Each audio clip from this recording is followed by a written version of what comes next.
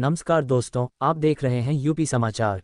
आइए जानते हैं उत्तर प्रदेश की दिन भर की ताज़ा और बड़ी खबरें। आज की पहली खबर राशन कार्ड धारकों के लिए जरूरी खबर। यदि आप मुफ्त राशन ले रहे हैं और आपके घर के सभी 5 साल से ऊपर सदस्यों का नाम राशन कार्ड में है और उन सभी की केवाईसी नहीं हुई है तो इस महीने से आपको राशन नहीं मिलेगा। मुफ्त राशन वितरण व्यवस्था का लाभ उठाने वाले 20 लाख उपभोक्ताओं में से करीब 1.25 लाख ऐसे हैं जिनके हिस्से का राशन इस बार रोका गया है। जिला पूर्ति अधिकारी ने ऐसे सभी उपभोक्ताओं को कोटेदारों से संपर्क कर केवाईसी कराने के निर्देश दिए हैं। केवाईसी और राशन वितरण की वजह से सब की चाल धीमी हो गई है, जिससे उपभोक्ताओं को दिक्कत हो रही है। कोटेदारों की मनमानी को रोकने के लिए अब 2 शिफ्टों में राशन का वितरण होगा। सुबह 8 बजे से दोपहर 12 बजे और अपराह्न 2 से शाम 6 बजे तक राशन का वितरण होगा। समय खत्म होते ही e pass electronic point of sale अपने आप बंद हो जाएगी। किसी भी उपभोक्ता का अंगूठा नहीं लग सकेगा। संगीत पूरे प्रदेश में लागू होगा इंग्लिश स्पीकिंग कोर्स। समाज कल्याण विभाग जयप्रकाश नारायण सर्वोदय विद्यालयों को मॉडल बनाने के लिए नवाचारों पर ध्यान दे रहा है। आगरा के एक विद्यालय में शुरू किए गए इंग्लिश स्पीकिंग कोर्स के बेहतर परिणाम मिलने के बाद इसे अब प्रदेश के अन्य विद्यालयों में भी अपनाया जाएगा। विभाग छात्रों को आत्मनिर्भर और प्रतिस्पर्धी बनाने के लिए प्रयासरत है और इसके लिए कई योजनाएं चला रहा है। बांके बिहारी का 54 साल बाद खुलेगा खजाना। मथुरा के वृंदावन में बांके बिहारी मंदिर का खजाना 54 साल बाद खोला जाएगा। ये खजाना मंदिर के गर्भगृह में भगवान के सिंहासन के ठीक नीचे है। खजाना आखिरी बार 1971 में खोला गया था। तब खजाने से बेशकीमती आभूषण, बैंक में जमा किए गए खजाने में पन्ना का मोरनीहार, सहस्त्रफनी, चांदी के शेषनाग और सोने के कलश में नवरत्न रखे हैं। गुरुवार को मंदिर की समिति की एक बैठक में यह फैसला लिया गया। इसमें खजाना खोलने के लिए एक समिति बनाई गई। इसमें मंदिर प्रबंधन के अलावा सिविल जज, ऑडिटर और पुलिस अफसर शामिल होंगे। इसकी वीडियोग्राफी भी कराई जाएगी। पूर्व मंत्री केंद्रीय समेत 13 को 2 साल की सजा। झांसी में शुक्रवार को एमपीएमएलए कोर्ट ने कांग्रेस के दिग्गज नेता और पूर्व केंद्रीय मंत्री प्रदीप जैन, आदित्य समेत 13 लोगों को दोषी करार दिया। कोर्ट ने सभी को 2-2 साल की सजा सुनाई। फैसले के बाद प्रदीप जैन भावुक हो गए और कोर्ट के बाहर ही सुबक सुबक कर रो पड़े। मामला हाईवे जाम करने से जुड़ा हुआ था। साल 2013 में प्रदेश में सपा की सरकार थी और प्रदीप जैन केंद्र सरकार में राज्य मंत्री थे। उन्होंने पारिछा गांव में एक सम्मेलन की अनुमति ली थी। सम्मेलन खत्म होने के बाद बिजली कटौती रोकने की मांग को लेकर उन्होंने प्रदर्शन किया और झांसी कानपुर हाईवे पर जाम लगा दिया। जाम करीब 6 घंटे तक चला, जिससे आम लोगों को भारी परेशानी झेलनी पड़ी। रामभद्राचार्य का विवादित बयान। यूपी में मिनी पाकिस्तान लगता है। यूपी के मेरठ में गुरुवार को जगत गुरु रामभद्राचार्य ने कथा के दौरान कुछ ऐसा कह गए जो अब सोशल मीडिया पर वायरल हो रहा है। उन्होंने कथा के दौरान कहा कि आज हिंदू संकट में है, हम हिंदू धर्म को उतना न्याय नहीं दे पा रहे हैं। यूपी आकर ऐसा लगता है कि मिनी पाकिस्तान है।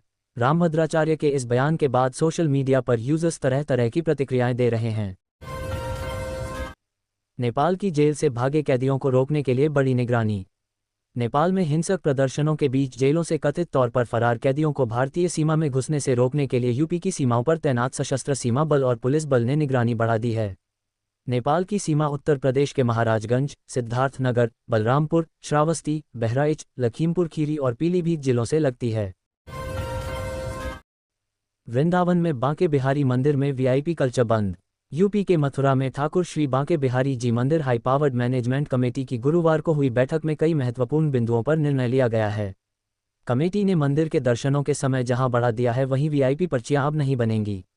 इसके साथ ही कमेटी ने मंदिर के प्रांगण में खाली स्थान पर पूर्व में हुए अधूरे निर्माण में हुई अनियमितताओं की जांच कराने तथा 4.74 एकड़ जमीन खरीदने जैसे कई मुद्दों पर मंथन किया। सरदार लुक में दिखे अखिलेश यादव। किसान आंदोलन में जान गंवाने वाले लोगों के परिजनों को किया सम्मानित। राजधानी लखनऊ में शुक्रवार को पूर्व मुख्यमंत्री अखिलेश यादव ने किसान आंदोलन में जान गंवाने वाले लोगों के परिवारजन को सम्मानित किया। कार्यक्रम सपा मुख्यालय में आयोजित किया गया।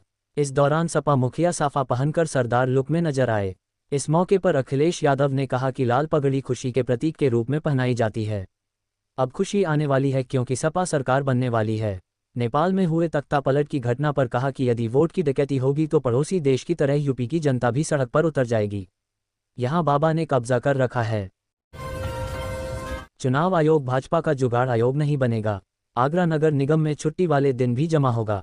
हाउस टैक्स आगरा नगर निगम शनिवार और रविवार को छुट्टी वाले दिन भी गृह कर जमा करेगा। नगर आयुक्त अंकित खंडेलवाल ने सामान्य कार्य दिवस की तरह कैश काउंटर खोलने के आदेश दिए हैं। इसके अलावा आउटडोर स्टाफ भी सामान्य कार्य दिवस की तरह घर घर जाकर बकाया गृह कर की वसूली करेगा। नगर आयुक्त अंकित खंडेलवाल के अनुसार इस दौरान समस्त जोनल ऑफिसर, कर अधीक्षक, राजस्व निरीक्षक और कर संग्रहकर्ता अपने अपने क्षेत्रों में बकाये की वसूली करेंगे। नगर निगम प्रशासन द्वारा गृह कर में 10% छूट की सीमा 30 सितंबर तक कर दी है।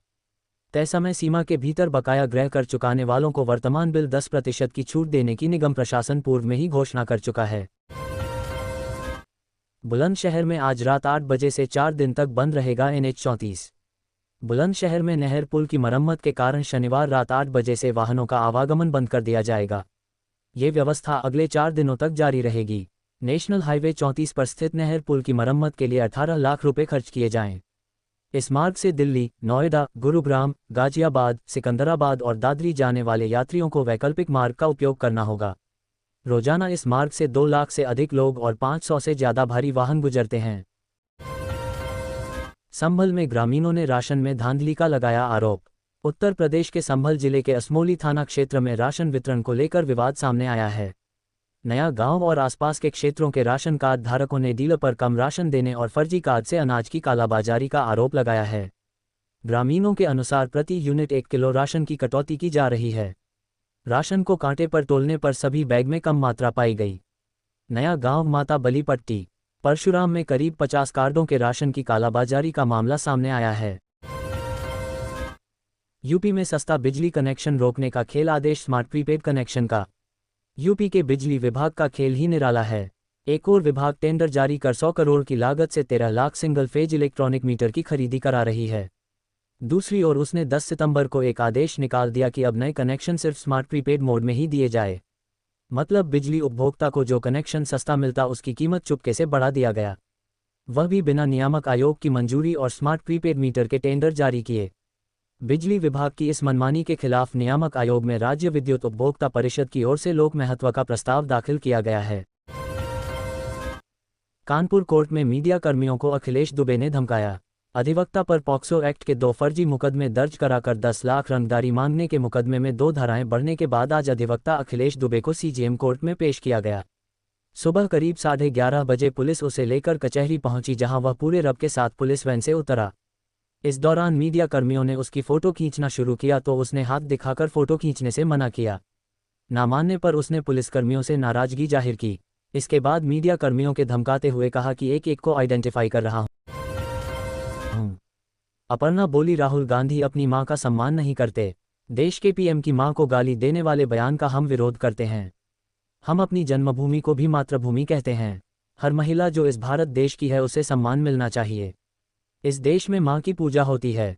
ऐसे प्रधानमंत्री की मां जो अब इस दुनिया में है नहीं, उनके लिए ऐसी भाषा का प्रयोग करना गलत है। ऐसे लोग निकृष्ट हैं। ऐसे लोग अपनी मां का भी सम्मान नहीं करते। मुझे लगता है कि राहुल गांधी अपनी मां का सम्मान नहीं करते हैं। यह बातें प्रदेश महिला आयोग की उपाध्यक्ष अपर्णा यादव ने शुक्रवार को मीडिया से बात करते हुए कही।